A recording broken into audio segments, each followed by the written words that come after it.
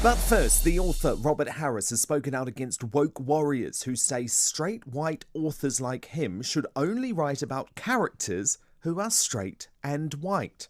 Well, the columnist, former Tory politician, and of course part-time author Ann Widdecombe is furious about this latest culture war. She writes in her Daily Express column today, it is an affront to artistic liberty and a failure to understand at the root of all art is imagination. Ann Widdecombe joins me now. And this is just ridiculous, isn't it? Some of the best books I've ever written are written by male authors imagining female characters. Well, exactly, and the other way round. Of course. You know, I mean, we've always taken it for granted that, you know, one human being can write about another human being because that's what it's about. And as I also said in my column today, you know, if we can only write about what we have personally experienced, then Ruth Rendell did an awful lot of murders. Exactly. But Anne, this is honestly where we're going, and this is why I call it now the tyranny of the left when it comes to this culture war, because you see actors, and remember the whole point of being an actor is to portray something you're not, now having to apologise if they play a disabled person, if a straight actor plays a gay character. I mean, we really are becoming quite regressive, aren't we, when it comes to art? Well, I mean, the ludicrous thing about this is, you say, you know, we're being tyrannised, but the question is, by whom? Because half these woke people haven't actually got the power to decide these things. That's down to the directors and the producers and the authors and anybody else who is actually producing the work. And they can say, no, this is what we're doing. The reason that the woke are so successful in all areas of politics is because the establishment bows down to them and says, oh, yes, of course, and we must do this and must do that. And they think somehow this is enlightened. In fact, in the name of liberty, we should all be standing up to these people. Because if you take that to its logical conclusion, you can never have anybody except a Dane playing Hamlet. Indeed.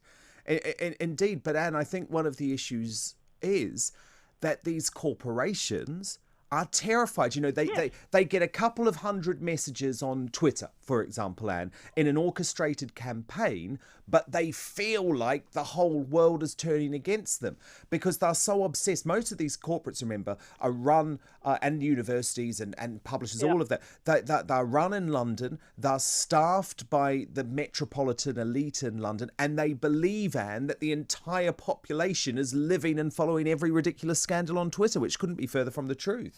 Well, I mean, I could not have put it better myself. I think you've summed that up extremely accurately.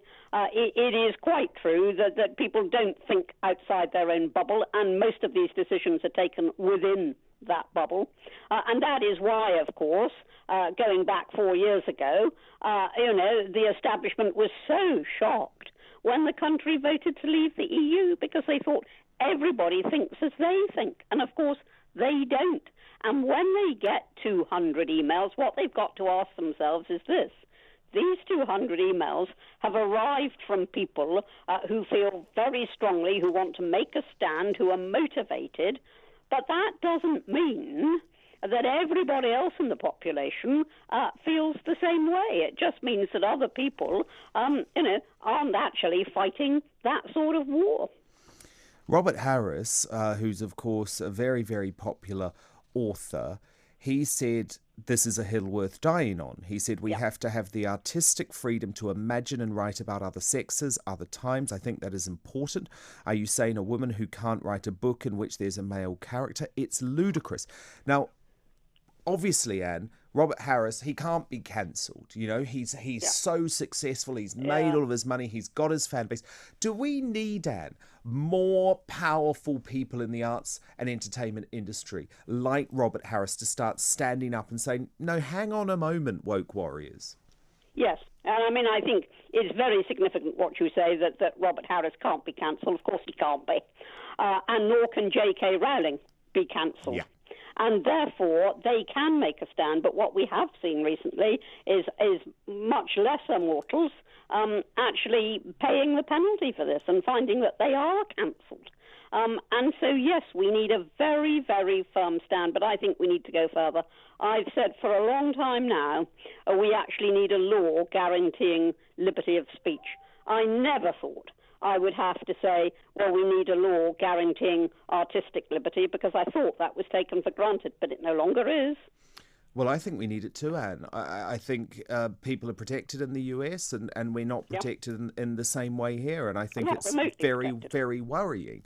And you look at the attacks on JK Rowling. And for example, in the most recent one, Anne, no one's actually even read this book, which apparently features either a trans or a cross-dressing character who's a murderer. No one's actually read the book. It's based on one review, yet a hashtag was all over Twitter saying R.I.P. J.K. Rowling. I mean, how revolting. Yes, it is, and worrying. Yeah. And by the way, I'm no fan of J.K. Rowling, Anne, but I absolutely defend her right to have an opinion. Let me make it very clear. I shouldn't think that J.K. Rowling and I agree on a single thing. Not a single thing.